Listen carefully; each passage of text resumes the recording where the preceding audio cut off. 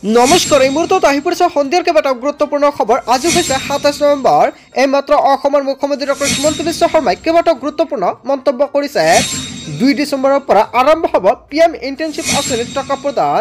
যদি আপুনি আবেদন কৰিছে তেন্তে আপোনাৰ বাবে এটা ভাল খবৰ, কিয়নো আপোনাৰ একাউণ্টত চৰকাৰে সোমাই দিব প্ৰত্যেক মাহতে ৫,০০০কৈ টকা। লগতে PM কিষাণৰ প্ৰত্যেকজন হিতাধিকাৰীৰ বাবে ১৯ নম্বৰ কিস্তিক লৈ কেইবাটাও গুৰুত্বপূৰ্ণ খবৰ আহি পৰিছে। আত্মসহায়ক প্ৰত্যেকজন মহিলাৰ একাউণ্টত চৰকাৰে সোমাই দিব ১০,০০০কৈ টকা। লগতে অসমত নতুনকৈ আৰম্ভ হ'বলৈ গৈ আছে অৰুণোদয় 3.0। আপুনি কেনেকৈ আবেদন কৰিব সম্পূৰ্ণকৈ জনাই দিয়া হ'ব। লগতে কেইবাটাও ৰাজনৈতিক খবৰৰ লগতে অৰাজনৈতিক খবৰ যুগুত কৰা হৈছে আজিৰ দিনটোত। গোটেই অসম তথা ভাৰতৰ বিভিন্ন প্ৰান্তৰ পৰা যুগুত হৈছে কেইবাটাও ডাঙৰ খবৰ। এনেবোৰ খবৰ নিতৌ পাই থাকিবলৈ চেনেলটি সাবস্ক্ৰাইব কৰি ভিডিঅ'টো এটা লাইক কৰিবলৈ নাপাহৰিব। আজিৰ আমাৰ প্ৰথম খুবেই গুৰুত্বপূৰ্ণ খবৰ হৈছে অসমবাসীৰ বাবে এটা ডাঙৰ খবৰ। ২ ডিচেম্বৰৰ পৰা আৰম্ভ হ'ব প্ৰধানমন্ত্ৰী ইণ্টাৰ্ণশ্বিপ আঁচনি। আহি গ'ল এটা ভাল খবৰ। ২ ডিচেম্বৰৰ পৰা আৰম্ভ হ'ব প্ৰধানমন্ত্ৰী ইণ্টাৰ্ণশ্বিপ আঁচনি। আপুনি আবেদন কৰিছে নেকি? যদি আবেদন কৰিছে আপোনাৰ একাউণ্টত প্ৰত্যেক মাহতে সোমাই যাব ৫,০০০কৈ টকা। যদি আপুনি আবেদন কৰা নাই তেনেক্ষেত্ৰত আপুনি নতুনকৈ আবেদন কৰিব পাৰিব। প্ৰতি মাহে এই আঁচনিৰ অধীনত লাভ কৰিব ৫,০০০কৈ টকা। আৰু প্ৰায় ১০ নিযুত যুৱক যুৱতী উপকৃত হ'ব এই আঁচনিত। নিবনুৱা সমস্যা সমাধান আৰু নিযুক্তি বৃদ্ধিৰ বাবে বৃহৎ পদক্ষেপ কেন্দ্ৰীয় চৰকাৰৰ। আৰু দেশৰ আগশাৰীৰ ৫০০টা কোম্পানীত লাভ কৰিব ইণ্টাৰ্ণশ্বিপৰ সুবিধা। কেৱল এয়াই নহয়, প্ৰাৰ্থীসকলক ১২ মাহৰ বাবে দিয়া হ'ব ৫,০০০কৈ টকা। তৈল খণ্ড লগতে ফাইনেন্স বেংকিং প্ৰযুক্তি খণ্ডৰ অন্তৰ্গত বিভিন্ন কোম্পানীত লাভ কৰিব ইণ্টাৰ্ণশ্বিপ। ৰাজ্যৰ কেন্দ্ৰীয় শাসিত অঞ্চলৰ ৭৩৭ জিলাত উপলব্ধ হ'ব এই আঁচনি। আবেদনকাৰী পৰিয়ালত থাকিব নোৱাৰিব কোনো চৰকাৰী চাকৰিয়াল। আবেদনকাৰী পৰিয়ালৰ বাৰ্ষিক আয় ৮ লাখ টকাতকৈ কম হ'ব লাগিব। www.pminternship.mca.gov.in গৈ এতিয়া আপুনি পঞ্জীয়ন কৰক। সবিশেষ জানিবলৈ এতিয়া কল কৰক 8099897266 নম্বৰত। তাৰপিছত অসমবাসী ৰাজক জনাইছোঁ আমাৰ পৰৱৰ্তী খুবেই গুৰুত্বপূৰ্ণ খবৰ, লগতে এটা ডাঙৰ খবৰ। যান বাহনৰ চালক লৈ এটা জৰুৰী নিৰ্দেশনা আহি পৰিছে। তেল ডিপোলৈ যাওঁতে মানিব লাগিব কেইবাটাও নতুন নিয়ম। এই মুহূৰ্তত অসমবাসী ৰাজক জনাইছোঁ আমাৰ পৰৱৰ্তী খুবেই গুৰুত্বপূৰ্ণ খবৰ। যান বাহনৰ চালক আৰু তেল ডিপোৰ গৰাকীলৈ এখন নতুন নিয়ম প্ৰশাসনে জাৰি কৰিলে জৰুৰী নিৰ্দেশনা। নিয়ম নামিলে ভৰিব লাগিব জৰিমনা, লগতে নাপাব পেট্ৰল। হেলমেট নাথাকিলে আপুনি নাপাব পেট্ৰল। হেলমেট থাকিলেহে বাইক আৰু স্কুটাৰৰ গৰাকীয়ে লাভ কৰিব পেট্ৰল।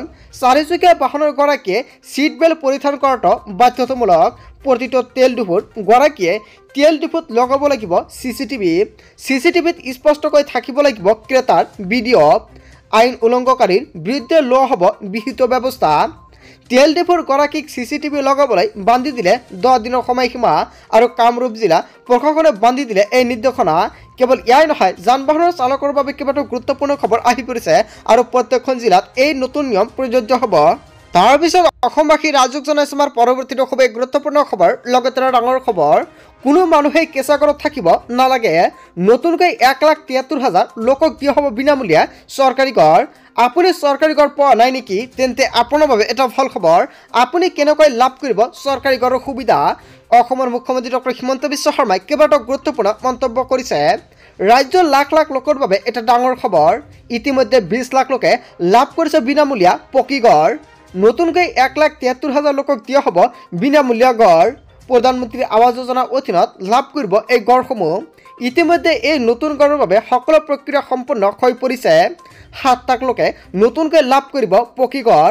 প্ৰধানমন্ত্ৰী আৱাস যোজনাৰ লগতে মুখ্যমন্ত্ৰী আৱাস যোজনাৰ অধীনত লাভ কৰিব বিনামূলীয়া পকী ঘৰ। শীঘ্ৰেই মুখ্যমন্ত্ৰী আৱাস যোজনাৰ অধীনত নিৰ্মাণ কৰা হ'ব বিনামূলীয়া পকী ঘৰ। কোনো মানুহে যাতে কেঁচা ঘৰত থাকিব নালাগে সেয়া সুনিশ্চিত কৰিছে চৰকাৰে। মন্ত্ৰী ৰঞ্জিত কুমাৰ দাসে কেইবাটাও গুৰুত্বপূৰ্ণ মন্তব্য কৰিছে। যদি আপুনি এতিয়ালৈকে চৰকাৰী ঘৰ পোৱা নাই তেন্তে আপোনাৰ বাবে এটা ভাল খবৰ। আপুনি অতি শীঘ্ৰে চৰকাৰী ঘৰৰ বাবে আবেদন কৰিব লাগিব। যিসকল ব্যক্তিৰ চৰকাৰী ঘৰৰ তালিকাৰ পৰা নামটো বাদ পৰিছিলে সেইসকল ব্যক্তিৰ বাবে এটা ভাল খবৰ, কিয়নো অহা মাহতে লাখ লাখ পৰিয়ালে লাভ কৰিব বিনামূলীয়া চৰকাৰী ঘৰৰ টকা। আৰু প্ৰথম কিস্তি আপোনাৰ একাউণ্টত ৩২,৫০০ টকাকৈ সোমাই যাব।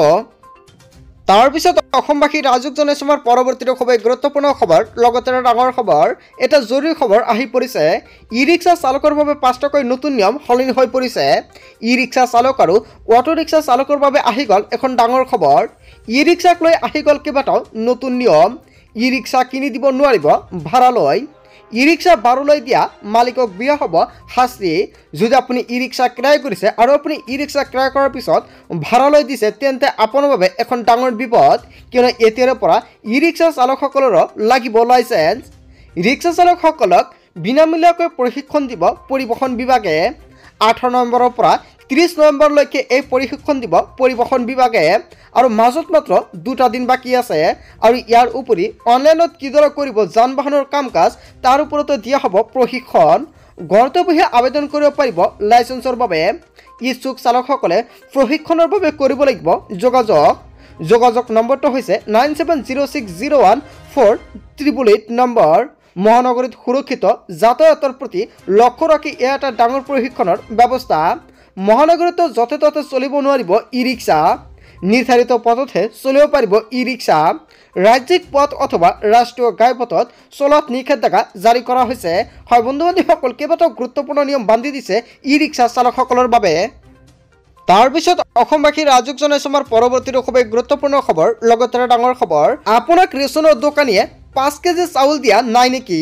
লগতে 5 কেজিতকৈ 100 গ্ৰাম কম হ'লে ব্যৱস্থা ল'ব চৰকাৰে। বিনামূলীয়া চাউলৰ নামত ৰেচনৰ দোকানীয়ে আপোনাক ঠগিব নোৱাৰিব। 5 কেজি চাউলৰ ভিতৰতে যদি আপোনাক কমকৈ দিয়ে তেন্তে আপুনি এতিয়া ব্যৱস্থা ল'ব পাৰিব। বিভিন্ন অঞ্চলত 5 কেজিৰ পৰিৱৰ্তে 4.5 কেজি চাউল দিয়াৰ অভিযোগ উত্থাপিত হৈছে। সুলভ মূল্যৰ দোকানীয়ে এই কাম কৰিলে যোগান বিভাগক দিয়ক অভিযোগ আৰু কোনো কাৰণতেই 4.5 কেজি চাউল নল'ব। যোগান বিভাগে এনে দোকানীৰ বিৰুদ্ধে ব্যৱস্থা ল'ব। মন্ত্ৰী ৰঞ্জিত কুমাৰ দাসে কেইবাটাও গুৰুত্বপূৰ্ণ মন্তব্য কৰিছে। মাজত মাত্ৰ 3টা দিন বাকী আছে। প্ৰত্যেকগৰাকী ৰেচন কাৰ্ডৰ হিতাধিকাৰীয়ে লাভ কৰিব ৰেচনৰ চাউল। প্ৰত্যেক মাহৰ 1ৰ পৰা 10 তাৰিখৰ ভিতৰতে ৰেচন কাৰ্ডৰ চাউল সংগ্ৰহ কৰিব লাগিব আৰু তাৰ পিছতে আপোনাক কিমানকৈ চাউল দিয়ে এয়া আপুনি নিশ্চয় সম্পূৰ্ণকৈ জনাব। আৰু যদি কমকৈ দিয়ে আপুনি অভিযোগ দিব পাৰিব। তাৰ বাবে চৰকাৰে কেইবাটাও টোল ফ্ৰী নম্বৰ মুকলি কৰিছে গ্ৰাহকসকলৰ বাবে। তাৰপিছত অসমবাসী ৰাজুক জনাইছো আমাৰ পৰৱৰ্তী খুবেই গুৰুত্বপূৰ্ণ খবৰ, লগতে ডাঙৰ খবৰ। 9, 10 আৰু 11 ফেব্ৰুৱাৰীত মধ্য অসমত অনুষ্ঠিত হ'ব বিশাল ইজতেমা। ইজতেমা আয়োজনৰ আলোচনাৰ বাবে একত্ৰিত হৈছে লাখ লাখ মুছলমান সমাজ। ইছলাম ধৰ্মাৱলম্বী লোকসকলৰ বাবে এটা ভাল খবৰ। মধ্য অসমত অনুষ্ঠিত হ'ব বিশাল ইজতেমা। 3দিনীয়া কাৰ্যসূচীৰে 9, 10 আৰু 11 ফেব্ৰুৱাৰীত অনুষ্ঠিত হ'বলগীয়া ইজতেমাক লৈ ব্যাপক ব্যৱস্থা আৰু নিশাই একত্ৰিত হ'ল শ শ মুছলমান। কচুৱাত অনুষ্ঠিত হ'ব ইছলাম ধৰ্মাৱলম্বী লোকসকলৰ বিশাল ইজতেমা। কচুৱাৰ ঈদগাহ ময়দানত একত্ৰিত হৈছে আলেম আৰু উলেমাসকল। 9খনকৈ জিলাত সামৰি অনুষ্ঠিত হ'বলগীয়া ইজতেমাৰ বাবে মৌলানা মতিউৰ ৰহমানক মুখ্য দায়িত্ব অৰ্পণ কৰা হৈছে। 25 তাৰিখে স্থাপন কৰা হ'ব লাইখুটা। হয় বন্ধু বান্ধৱীসকল, গোটেই অসম তথা ভাৰতৰ বিভিন্ন প্ৰান্তৰ পৰা যুগুত হৈছে কেইবাটাও ডাঙৰ খবৰ। এনেবোৰ খবৰ নিতৌ পাই থাকিবলৈ চেনেলটি ছাবস্ক্ৰাইব কৰি ভিডিঅ'টো এটা লাইক কৰিবলৈ নাপাহৰিব। চ' থেংক ইউ ফৰ ৱাচিং ফুল ভিডিঅ'।